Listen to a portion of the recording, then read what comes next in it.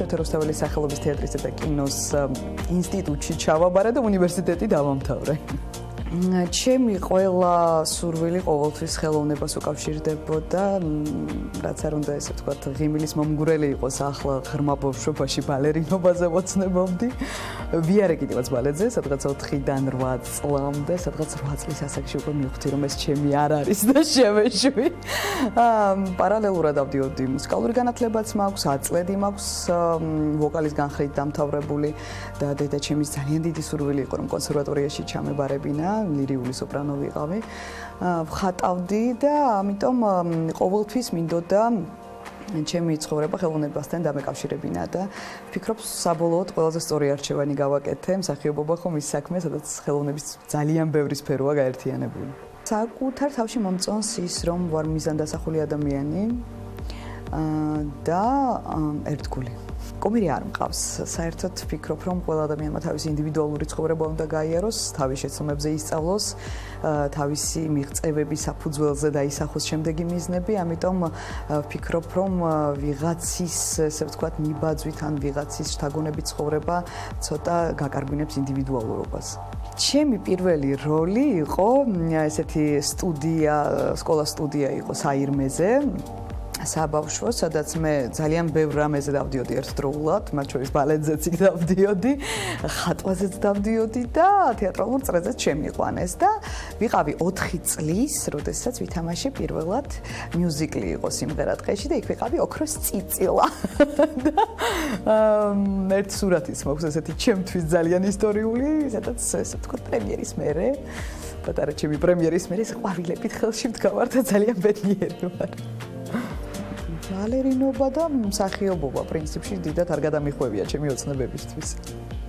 ისე რა რო ამბობენ ბევრ ჭამე და არ სუქდებიან, ესეც ნიჭია, ეს ნიჭი მინდა მქონდეს ნამდვილად.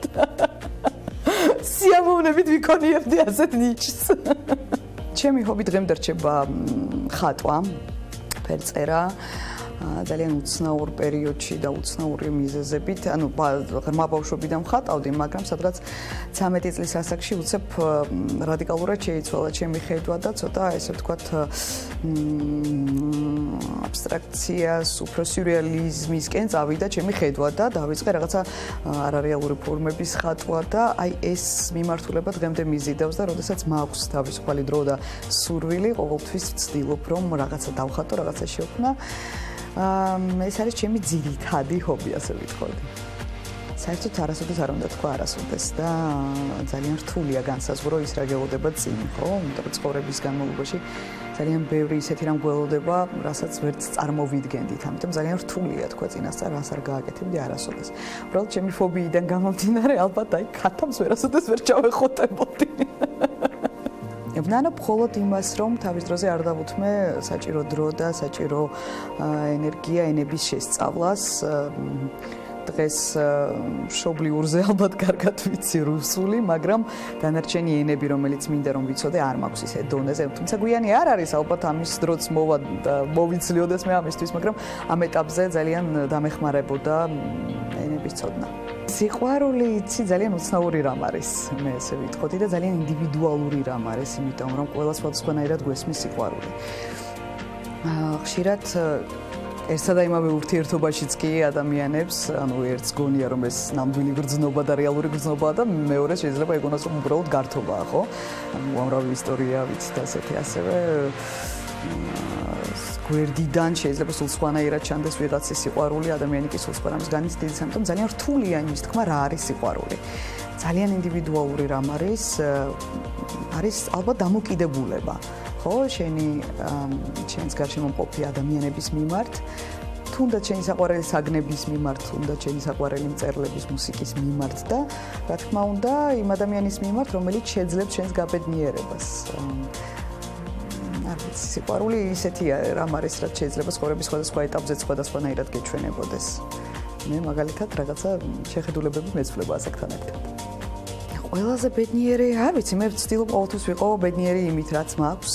მართალია მაქვს რაღაცა ცოტა დეპრესიული პერიოდებიც, მაგრამ როდესაც რაღაცა პატარა წარმატებასაც კი ვაღწევ, ვცდილობ რომ აი ბოლომდე, ესე ვთქვათ, შევირგო ეს წარმატება, ვიყო ამით ბედნიერი. ყველაზე ბედნიერი ალბათ ვიყავი მაშინ, როდესაც მესამე კურსზე ჩემმა პედაგოგმა იმედია კუჭუხიძემ, რომელმაც მართლა ძალიან ბევრი მასწავლა და მადლობა ღმერთს იმისთვის, რომ ყოველთვის არაჩვეულებრივი პედაგოგები მხვდებოდნენ. ჩემი საკურსო ნამუშევრის შემდეგ, რომელიც ნახა ეს იყო რეჟისორის საკურსო ნამუშევარი, გიორგი ქანთარიამ პატარა ნაწყვეტი დადგა პიესიდან გლახის ნაამბობი და როდესაც ნახა ეს ნაწყვეტი მითხრა აი ახლა შემიძლია გითხრა რომ მსახიობი ხარო და ეს იყო ჩემთვის რაღაცა აი რითაც ავივსე და რამაც შეიძლება ითქვას დღემდე გამაძლებინა, იმიტომ რომ მაშინ მივხვდი რომ სწორი არჩევანი გავაკეთე. იცი რა ძალიან მინდა შემხვდეს ცხოვრებაში მამაკაცი, რომელიც დამარწმუნებს, რომ მამაკაცი ეს არის ძალა, მამაკაცი ეს არის ის, ვის გვერდითაც შეიძლება იყო მშვიდად, ვის გვერდითაც არ გჭირდება მუდმივი კონტროლი ყველაფრის, რაც ხდება, ვისაც შეიძლება მიენდო და ვინც უბრალოდ დაგიცავს. მაგრამ ჯერჯერობით ეს მამაკაცი, რომელიც ამაში დამარწმუნებდა, არ შემოხვდა ცხოვრებაში. თუმცა აი ვიოცნებებდი რომ ამაში დამარწმუნონ. ჩემს პროფესიაში ყველაზე მეტად მომწონს მისი მრავალფეროვნება. პროფესია საერთოდ მე არ ვარ ის ადამიანი, რომელიც დიდხანს ეგუება რაღაცა რუტინას. და ჩემი პროფესია სწორედ იმით მაბედნიერებს, რომ ის ძალიან მრავალფეროვანია, ყოველი როლი რაღაცა ახალს გმატებს ერთსა და იმავე როლზე მუშაობის დროსაც კი შეიძლება სულ ახალ-ახალი ფერები აღმოაჩინო, ახალ-ახალი თავგადასავალი გადახდეს შენს გმირს და ეს ძალიან ამრავალფეროვნებს ჩემს ცხოვრებასაც. ამიტომ მე კიდევ ერთხელ ვთვლი, რომ სწორედ ის პროფესია ავარჩიე, რომელიც ჩემს ფსიქოტიპს ყველაზე მეტად ჭირდებოდა.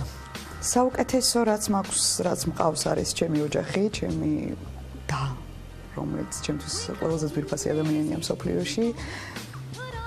რასაკვირველია ჩემი ოჯახის წევრები, მაგრამ მე ვამაყობ ჩემი ურთიერთობით ჩემს დასთან, იმიტომ რომ ყველას არ აქვს ესეთი ახლო დედმამიშვილური ურთიერთობა. არ მიყვარს სიტყვა დედმამიშვილი, მაგრამ აი ამ ურთიერთობას როგორც წესი ასე ეძახიან. ის დაზემეტია ჩემთვის და მე ძალიან მაბედნიერებს ის, რომ ლალა არსებობს ჩემს ცხოვრებაში. ძალიან ბევრ ამას განვიცდი. ზოგადად როგორც წესი ფიქრობენ, რომ ძალიან მხიარული, პოზიტიური ადამიანი ვარ, მაგრამ რეალურად ვარ ძალიან სენტიმენტალური, ემოციური ადამიანი და ძალიან ბევრ ამას განვიცდი. ხშირად განვიცდი ჩემს მდგომარეობას, ეს იქნება რაღაც ფინანსური, ვიზუალური, რაღაც ყველანაირი მდგომარეობა, ძალიან განვიცდი ჩემი ქვეყნის მდგომარეობას. ბევრს პატრიოტიზმი გონია რაღაცა ერთი კონკრეტული მენტალობიდან ცხოვრების დანახვა და სადღეგრძელოში მრავალფეროვანი სიტყვების თქმა, მაგრამ ჩემთვის პატრიოტიზმი სწორედ ის არის, რომ მე ჩემი სამშობლო ძალიან მტკივა. აი ახლა როგორიც არის, ძალიან მტკივა და ძალიან განვიცდი. ზოგადად ძალიან იშვიათად ვენდობი ადამიანებს. როგორც არ უნდა ვენდობოდე ადამიანს, თუ რამე მნიშვნელოვანი ხდება, მაინც ვცდილობ ყოველთვის გადავამოწმო. ამიტომ ბევრი რამის აღარ მჯერა, ასე ვთქვათ. არ მჯერა იმის, რომ ადამიანი რასაც დაკვირდება, იმას ცხოვრების ბოლომდე გაიტანს. საკუთარ თავზეც ვერ ვიძახი ესეთ პირობებს, იმიტომ რომ ცხოვრებამ შეიძლება ისეთი რაღაცები გაგაკეთებინოს, რაზეც ვერც იფიქრებდი ვერასოდეს. არ მჯერა იცი რა, ყველაფერი ხდება, ამიტომ აი ესეთი რაღაცა დადებული პირობების არ მჯერა. ყველაზე დიდი სიამოვნებით ალბათ დღევანდელი რეალობიდან გავიცნობდი მერილ სტრიპს. ეს არის, ვერ ვიტყოდი რომ კუმირი, მაგრამ ჩემი უსაყვარლესი მსახიობი ნამდვილად არის, მით უმეტეს ქალბატონ მსახიობებში. არ ვიცი, ეს ქალი ცდება ყველანაირ წარმოდგენას და ყველანაირ ტექნიკას, რაც კი მე ოდესმე მსახიობების შესახებ გამიგია, იმიტომ რომ ის ყველა როლში არის უბადლო, ძალიან რთულია თქვა, რომ აი ეს როლი მოუხდა, ის ნაკლებად გამოვიდა, ესეთი რამ მერილ სტრიპზე ალბათ არ ითქმის უბრალოდ. ეს არის ქალი, რომელიც არის იმაზე მეტი პროფესიონალი, ვიდრე ალბათ ოდესმე ვინმეს წარმოუდგენია, თან სკოლა იცვლება, ხო, თეატრალური სკოლას ყველა ეპოქაში სხვადასხვანაირად თამაშობენ. მე ფიქრობ, რომ ამ ქალმა მიაღწია რაღაცა უნიკალურ სკოლა, უნიკალურ ტექნიკას და ძალიან დიდი სიამოვნებით გავიცნობდი და გავესაუბრებოდი პირველ რიგში პროფესიის შესახებ და ისედაც ვფიქრობ, რომ ძალიან ჭკვიანი და ბევრი ისტორიის მატარებელი ადამიანია. ამიტომ ვფიქრობ, ადამიანურადაც ძალიან საინტერესო იქნებოდა მასთან ურთიერთობა. იცით, არ მაქვს ესეთი ამოჩემებული ფრაზები, მე ვერ ვიტყვი, რომ რაღაცა ფრაზა მაქვს ამოჩემებული, რომელსაც ხშირად ვიყენებ სხვადასხვა სიტუაციებშიც კი სხვადასხვანაირად მეტყველებ, ამიტომ ვერ ვიტყვი, რომ მაქვს ამოჩემებული ფრაზა. არც იმის ვიცი რა სიმჯერა, იმიტომ რომ ძალიან ბევრი რწმენა, ცოტა ზედმეტი ნათქვამი, მაგრამ ბევრი იმედი გამიცრუდა. ძალიან ბევრი მიზანი ისე არ შედგა, როგორც მე ამაზე ვფიქრობდი, ამიტომ ხვდები, რომ აი ეს რაღაცის დაჯერებად, რომ აი ეს აუცილებლად მოხდება, ცოტა ისეთი ნათქვამია რა, გადამეტებული, იმიტომ რომ ყოველ ეტაპზე რეალობას როდესაც ეხები, ხვდები, რომ ყველაფერი ისე არ ვითარდება, როგორც ადამიანი ელოდება. ამიტომ რთულია იმის თქმა, ისი მჯერა. რთული პერიოდები ბევრი არსებობს ალბათ ყველა ადამიანის ცხოვრებაში. მაგრამ ყველაზე რთული ალბათ მაინც იყო ჩემი ესე ვთქვათ გარდამტეხი ასაკი 13-დან 16 წლამდე. უბრალოდ 12-დან 16 წლამდე, იმიტომ რომ მე 12 წლის ვიყავი, 13-ში ხვდებოდი, როცა მამა გარდამეცვალა.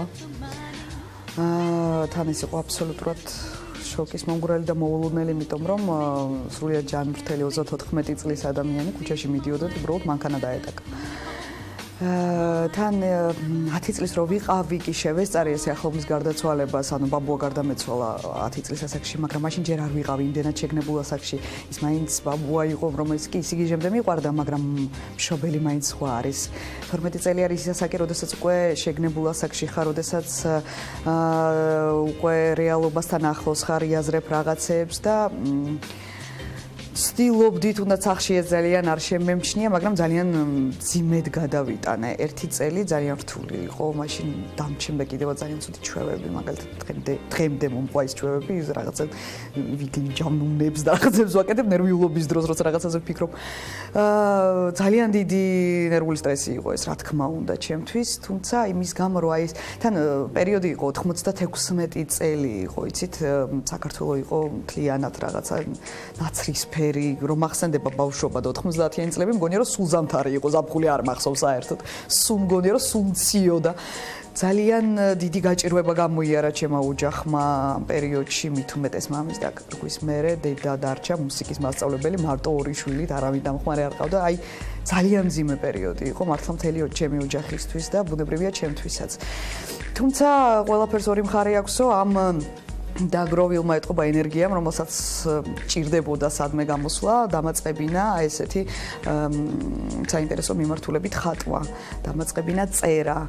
ძალიან ბევრ ლექსს ვწერდი, ძალიან ბევრ ჩანახატებს ვწერდი, ხატავდი ყოველ საღამოს სიბნელეში ლამპის შუქზე, ვერ ვისვენებდი, უბრალოდ რო არ გამომეხატა ეს ემოციები არ შემეძლო. და ეს გაგრძელდა 16 წლამდე, სანამ თეატრალურ უნივერსიტეტში არ ჩავაბარე. უკვე იქ აბსოლუტურად ახალი ცხოვრება დაიწყო და ახალი პერსპექტივები გადაიხსნა ჩემს თვალწინ და რა თქმა უნდა, უკვე აი ამ ყველაფერმა მომცა ახალი ძალა ცხოვრებაში და დამაძლევინა ეს ძიმე პერიოდი. ოჯახი შემთთვის არის ყველაფერი. მიუხედავად იმისა, რომ ბევრი ხმაურია ჩვენს ოჯახში, იმიტომ რომ 5 ქალი ვცხოვრობს ერთად. წარმოიდგინეთ 96 წლიდან მას შემდეგ რაც მამა გარდამეცვალა, ვართ ქალები მხოლოდ ოჯახში, 5 ქალი.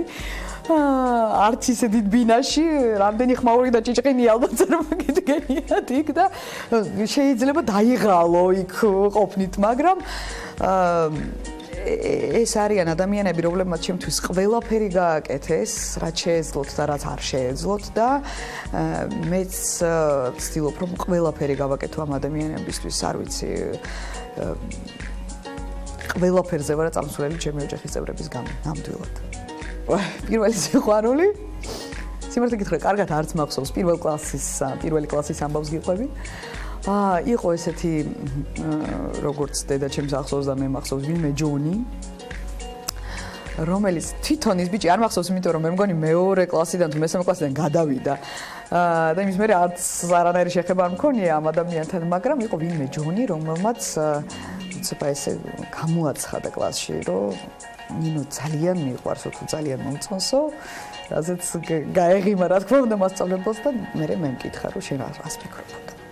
მეც დასტურის ნიშნად თავი დავუკნიე და მე ეს რაღაცა გრძელდებოდა, რომ აცილებდა, სახლამდე, რაღაცა საშლელებს მჩუქნიდა.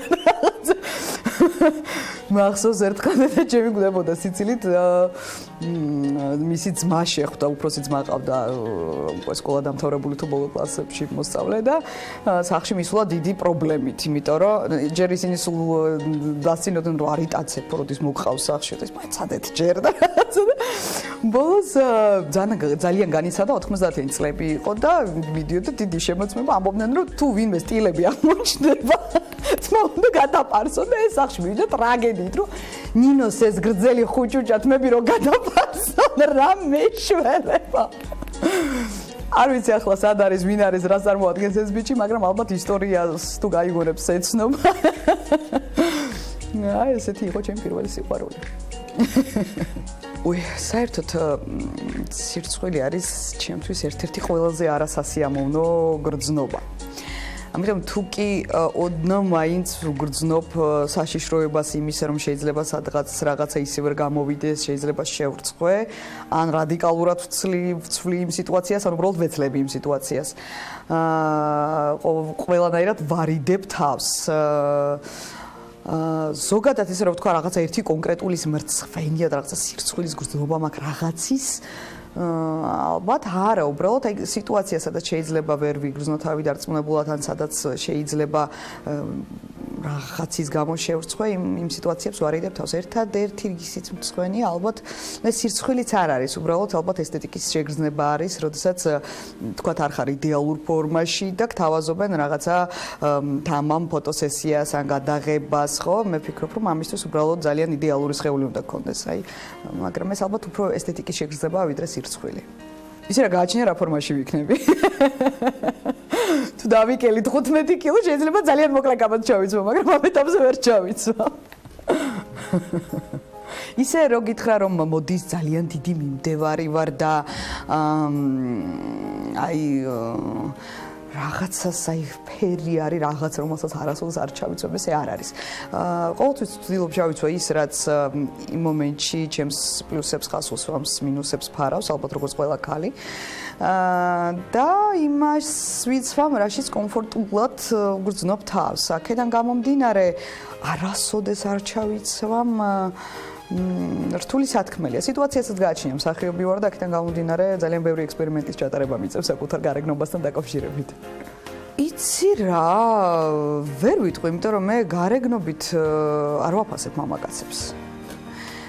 ჩემთვის მამაკაცის სექსუალურობა გამოიყურება მის ინტელექტში, მის არ ვიცი, მდგომარეობაში რომელიცაც ის ახდენს შენზე ზეგავლენას, ხო, როდესაც გვერდით ხარ, მამაკაცის გვერდით და ის ისე გესაუბრება, რომ რაღაცა გთაფლავს, როდესაც მამაკაცი ახერხებს, რომ შენი კეთილგანწყობა მოიპოვოს, როდესაც მამაკაც აქვს, არ ვიცი, არის, ხო, როდესაც ალბათ ყველაზე მეტად ჩვენი, ესე ვთქვათ, ინსტინქტი იგრძნობს მაშინ, როდესაც სასურველ სუნს პოულობთ, ხო? როდესაც აი არომატს გრძნობ ისეც, რომელიც ჩემთვის მათრობელი და საინტერესო ხდება. აი ამით განისაზღვრება ჩემთვის მამაკაცის სექსუალურობა და არა გარეგნობით. ამიტომ რა ვთქვა, რომ აი ვიღაცას უყურებ და ვაიმე ღმერთონე და ამის მკლავებში ჩამაგდო ახლა თქო. არა, ესე არ არის ნამდვილად. ნუ ვფიქრობ, რომ მამაკაცი უნდა იყოს საინტერესო, ამიტომ უბრალოდ საინტერესო მამაკაცები მომწონ ზოგადად, ამიტომ აი ესე მსოფლიო მასშტაბის ვარსკვლავებიდან ალბათ ჯონი დეპს გამოვარჩევდი. თუმცა რა ვთქვა, რომ აი ყველაზე ლამაზია პლანეტაზე, ეს ხომ არ არის, მასზე ლამაზი მამაკაცებიც არიან. ტელეფონი და ეს ალბათ ყველა ადამიანის ნივთია დღევანდელ დღეს. მან გსკიდებს სულთან. ალბათ მანქანის გასაღები. ხელსახოცები. სულ მაქვს და სულ მაქვს ბევრი. პირველ რიგში საყვარელი ადგილი არის ჩემი მანქანა. ძალიან კომფორტულად გძნობ მასში თავს მივხედავთ ერთი ბეწვა ძალიან პაწაწუნაა მაგრამ ძალიან კომფორტულად იმიტომ რომ ალბათ ის არის ისეთი ადგილია სადაც ეს ვთქვათ ჩემი პატარა სამყაროა ადგილი სადაც კომფორტულად ნუ ქალაქი შემიძლია ვთქვა სადაც ყველაზე კომფორტულად გძნობ თავს თბილისის გარდა ეს არის ბარსელონა გიშდები აი ძალიან მიყვარს ეს ქალაქი ჩემი სახლი დილას როგორც წესი მძინავს თუ არ მაქვს მოზარდ მაყურებელთა თეატრში დილის სპექტაკლი, ან რაღაც ესეთი გადაუდებელი საქმე არ მაქვს, დილით როგორც წესი მძინავს. ვიღვიძებ საკმაოდ გვიან, იმიტომ რომ გვიან ვიძინებ კიდევაც. მაგრამ როდესაც ვიღვიძებ, პირველ რიგში აუცილებლად ვსვავ წყალს, 9 ლიტრი წყალს ვსვავ დილით. ისეთი ოთახის ტემპერატურის და ეს არის ისეთი რამ, რასაც არ ვიცი, ვერ გამოვტოვებ ვერასოდეს. შემდეგ შხაპი, ყავა, მცირე საუზმე, საქმეები. როგორც ავგნიშნე, ღრმა ბავშვობიდან ვხატავ და რატომღაც მქონდა ამოჩემებული, სულ ხატავდი მამაჩემს. როგორც დედაჩემი ამბობს, ალბათ იმიტომ რომ ძალიან ადვილი იყო მისი დახატვა, ცოტა ისეთი სრული მამაკაცი იყო, მე ვგავარ ძალიან მამას. ვხატავდი ერთ წრეს, რომელიც იყო თავი, მერე ცოტა დიდ წრეს, რომელიც იყო ტანი, მერე ვხატავდი ფეხებს და ხელებს. და ძალიან ადვილი იყო მამის დახატვა. დიდი ვარცხნილობაც არ ქონდა, ესეთი ცოტა შემელოტებული ადამიანი იყო და ძალიან ადვილად ვხატავდი მამას და როდესაც პირველ კლასში მიმიყვანა დედამ, იცოდა სავარაუდოდ პირველ გაკვეთილზე რომ მოგცემენ დავალებას რამე დავხატოთ, იმიტომ რომ გეხვეწები, მამა არ დახატო, რამე სხვა დახატო, რამე ლამაზი რაღაცა ისეთი. დავპირდი დედას რომ მამას არ დავხატა. და ამ პერიოდში 4 წლიდან ვხატავდი ბალერინებს გიჟივით, იმიტომ რომ ძალიან მომწონდა ბალეტი, ჩემი მოთხოვნით შემიყვანეს ბალეტზე, იმიტომ რომ არ ვიცი, გიჟდებოდი როცა ვხედავდი ბალეტს. 2 წლის ასაკიდან დავყავდი ოპერის თეატრში, დედაჩემს ოპერაზეც, ბალეტზეც და აი ბალეტი იყო ის რითაც არ ვიცი, ბედნიერი ვიყავი უბრალოდ და როდესაც დამთავრდა გაკვეთილი და დედა მოვიდა ჩემს წამოსაყვანად, თუმცა მასწავლებელი, ვაიმე, რა საყვარელი ბავშვია. თან დილით ხო მამა მოიყვანა და როგორ მიამსგავსო დედა ჩემს სახეს შეეცვალა. და თან წერა-კითხვა ვიცოდი მე სკოლაში რომ მივედი და დავხატე და დავაწერე მამა. ჩვენს დედა ჩემს. ზამიყვანა და რატო დახატე? ხო გითხარი რომ მამას ნუ დახატავ და ჩემი ახსნა. დედა გეფიცები ბალერინას დახატვა მინდოდა, მაგრამ სახე რომ მოვხაზე დიდი და განიერი წრე გამომივიდა. ამიტომ ბალერინა აღარ გამოდიოდა და მამის დახატვა მომიცია. სუკარი სახით ბალერინა ვერ დავხატე. მამა შემომეხატა.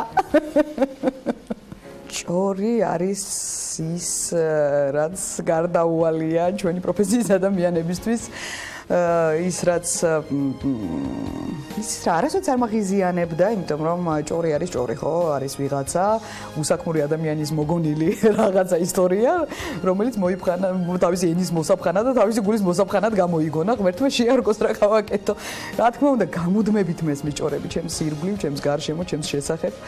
აბსოლუტურად აბსურდული ჭორებიც გამიგია, რაღაცა, ესე ვთქვათ, ოდნავ რეალობასთან მიახლოვებული, მაგრამ ძალიან გამუქებულიც, ყველანაირი ჭორი გამიგია ჩემზე, მაგრამ ფიქრობ, როდესაც ხარ ადამიანი, რომელიც ხარ ეკრანზე, ხარ პოპულარული, ის არის რის გარეშეც სამწუხაროდ ეს ყველაფერი არ არსებობს, ამიტომ უბრალოდ ვცდილობ არ მივაქციო ყურადღება, არ მოვიშალო ნერვები ზედმეტად.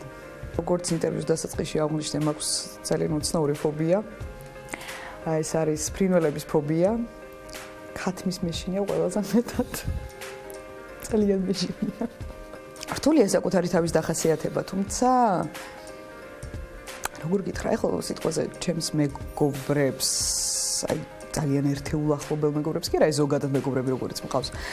ჩემს თანამშრომლებს, კოლეგებს რომ მკითხო, ალბათ ერთი სიტყვით ყველა დამახასიათებს როგორც პოზიტიურ ადამიანს, ეს ხშირად მსმენია ჩემზე, რომ აი ნინო არის ძალიან პოზიტიური, პოზიტივს ასწრებს.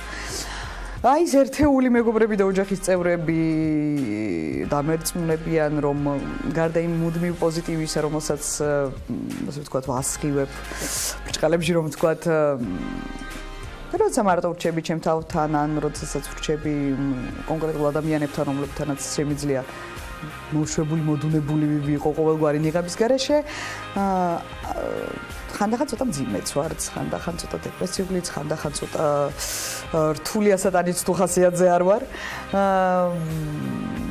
ამიტომ ვერ ვიტყვი, რომ აი ესე რაღაცა ერთი ფრაზით შემიძლია საკუთარი თავის დახასიათება, როგორც ყველა ადამიანს, ალბათ მეც ისე რა პერიოდზე, პერიპეტიებზე მაქვს დამოკიდებული ყველაფერი. ვარ ადამიანი, რომელიც არის ძალიან ემოციური და ხშირად ჩემ ცხოვრებასაც განვაგებ იმ ჩემი კონკრეტული პერიოდის, ჩემი ხასიათის, ჩემი ემოციების თუ განწყობის მიხედვით. და ძალიან ცოტა ადამიანმა, ალბათ 3-მა შეიძლება ითქვას, არ ვიცი, ძალიან ცოტა ადამიანმა კიდე იცის როგორი არის ნინო განრისხებული, იმიტომ რომ ეს ძალიან იშვიათად ხდება. ძალიან ბევრი სატანა შემიძლია, ძალიან ბევრის პატიება შემიძლია. ხშირ შემთხვევაში ვცდილობ ჩამოვშორდე ადამიანს, რომელიც მაგაზიანებს ისე რომ არაფერი არ ვუთხრა, კონფლიქტებს თავს ვარიდებ, მაგრამ თუ ღმერთმა არქნას და ამომასხა და ზარღვი გამიწყდა მერე ჯობი არ მიმიყვანა იქამდე იცი რა თეატრის მსახიობებს გვაქვს ერთი ძალიან უცნაური ჩვევა ფრაზები გვახსენდება სპექტაკლებიდან აი როდესაც გადაღება არის თქვა სერიალის გადაღება ხო ის სწრაფად ხდება ტექსტის სწავლა მე გადაიღებ და ხო ამით მთავრდება ყველაფერი როდესაც სპექტაკლში თამაშობ სპექტაკლი შეიძლება წლები მიდიოდეს ხო და ერთსა და იმავე ფრაზებს იძახი ან გესმის შენი პარტნიორების ფრაზები და ეს ფრაზები მე ჯდება მეხსიერებაში რაღაც წარუსვლელად და შეიძლება რაღაცა სიტუაციაში უცებ ამოგიტივტივდეს ეს ფრაზა და მე ვფიქრობ და საიდან არის ან რაღაცა სიტუაციაში ვიღაცამ წამოიძახოს ეს ფრაზა და მოგინდეს იმ ტექსტის გაგრძელება აი ეს ფრაზები სულ ტრიალებს ტვინში და რაღაცნაირად აი ესეთი მამნეჩვევასავით არის გამჯდარი მსახიობის მეხსიერებაში. ძალიან ბევრი რამეს ამბობენ ჩემზე, რა ვიცი. კარგს ამბობენ რომ პოზიტიური ვარ, ცუდს ამბობენ რომ ეხლა მაგალითად ამ სეზონში რომ გამოვჩნდი, წავიკითხე ეს კომენტარი ჩემზე. რა ეთქო ამას ავადმყოფობის რამსის კი არ ასგავს. სულაც გულისხმობს ეს ავადმყოფობა სიგამხდრეს, თუმცა იცი რა არის ძალიან ბევრი მემსმენია საკუთარ თავზე კარგიც, ცუდიც, ამიტომ ჩემზე ამბობენ, ბევრ რამეს ამბობენ, არ ვიცი, იქიდან ნახევარი ტყუილია, ნახევარი სიმართლე. ვერ ვიტან შეუგნებელ ადამიანებს. აი ვერ ვიტან მართლა. ადამიანი, რომელიც აი იცი როგორ აზროვნებს, აი ცხენებს რო უკეთებენ აქ რაღაცას და იმ ავტოწინ რო იხედება და იმის იქით რომ ვერ გაიხედება და რომ ვერ გადაარწმუნებ ვერასოდეს ვერაფერში და აი თავისი რაღაცა ეს რა თქმა უნდა დიდ ინტელექტს არ მიუთითებს და ზოგადად მაღალ ინტელექტის მქონე ადამიანებს ეს რამე არ ემართებათ, უფრო ცოტა ისეთ რა ქვია. ხეპრე ადამიანების ჩვევა და ნიშანი არის აი შეუგნებელ ადამიანებთან ურთიერთობა არ შემიძლია და მართლა ვერ ვიტან, ყოველთვის ვცდილობ რომ რაც შეიძლება ნაკლები კონტაქტი მქონდეს ესეთ ადამიანებთან, მაგრამ თუ მიწევს ძალიან რთულია. დენი ელფმანი მომწონს მისი ფანტაზიის გამო. ზეფირელი მომწონს მისი ულამაზესი ხედვის გამო. სტურვას სპექტაკლები მომწონდა. ბოლო დროს არა, ახლა რა თქმა უნდა გენიალური რეჟისორია, მაგრამ ის სასწაულები რაც ახალგაზრდობაში დადგა იყო ის რამაც მართლა რევოლუცია მოახდინა, მე უმრავლესობა ჩანაწერში მაქვს რა თქმა უნდა ნანახი, მაგრამ მქონდა ბედნიერება ძველი შემადგენლობით მენახა კავკასიური ცარცის წრე და ეს იყო რაღაცა წარმოუდგენელი შთაბეჭდილება და გიჟდებით ემორ ჩხეიძეზე. გიჟდებით ემორ ჩხეიძეზე. ხო და ტუმინას არის ესეთი დიდესი რეჟისორი მე ვიტყოდი, რომელიც თანამედროვე რეალობაში ალბათ ყველაზე მაღალ ეშელონზე დგას. ტუმინასის სპექტაკლები ორი მაქვს ნანახი, ერთი ჯაჯა ვანია იყო გასტროლით თბილისში და მეორე ევგენი ონეგინი და აი ევგენი ონეგინი რომ ვნახე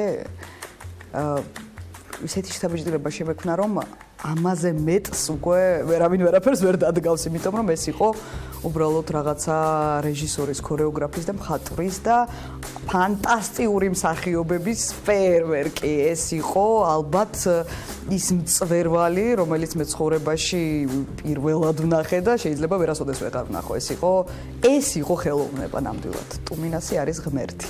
არ დავასახელე ეს რეჟისორი შეგნებულად, იმიტომ რომ საყვარელ რეჟისორებში, იმიტომ რომ ძალიან ინდივიდუალურია მისი ხედვა და ძალიან განსხვავებული ეს არის ტარკოვსკი.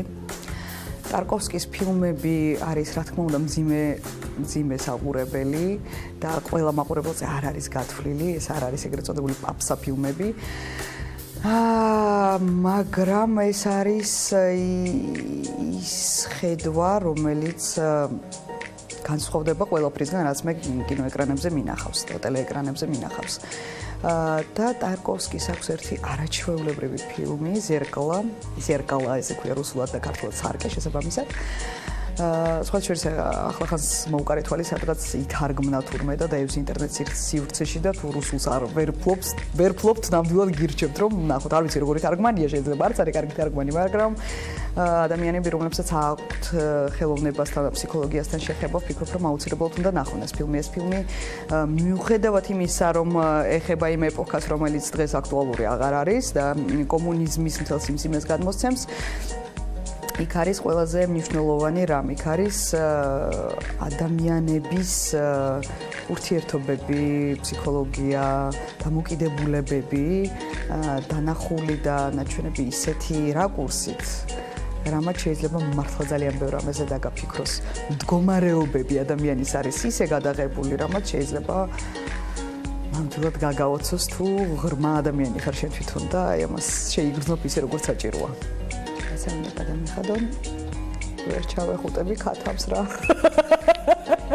იცი ძალიან რთულია თქმა რას არ გავაკეთებ არასოდეს როგორც თქვი რომ არასოდეს არ თქვა არასოდეს აქედან გამომდინარე არასოდეს არ ვიზახი არასოდეს მაგრამ აი შიშიდან გამომდინარე ამას ვერ ვიზავ აბა დაახლოებით ისეთივე ვიქნებოდი როგორც ახლა ვარ უბრალოდ კაცი ვიქნებოდი რა არ მგონია რომ გოგოები რო იძახიან, აი ხა მე რო კაცი ვიყო დიდი მე ხალხთან ვიქნებოდი და რაღაცა ეს ფიქრობ, ის გოგოები იძახიან, რომლებიც საკუთარ თავში დიდ სურვილებს აბრკოლებენ ძალით და ვერ ახდენენ რეალიზებას და გონიათ რომ აი კაცი რო ვიყო ყველაფერს ვიზავდი. არა, მე ვფიქრობ რომ ვიქნებოდი დაახლოებით ისეთივე ადამიანი, როგორც ვარ, უბრალოდ კაცი. ალბათ ვიქნებოდი ხელოვანი, იმიტომ რომ დაბადებიდან მომყვება ეს სიყვარული ხელოვნების მიმართ. ეს არ არის შეძენილი. თუ გაიგებენ რომ გავთხოვდი ალბათ. იმიტომ რომ უკვე 32 წლის ვარ და სულ ეს კითხვა ტრიალებს ჩემგანში. მე ვერ თხოვნები, როდის გათხოვდები, რატო არ თხოვნ.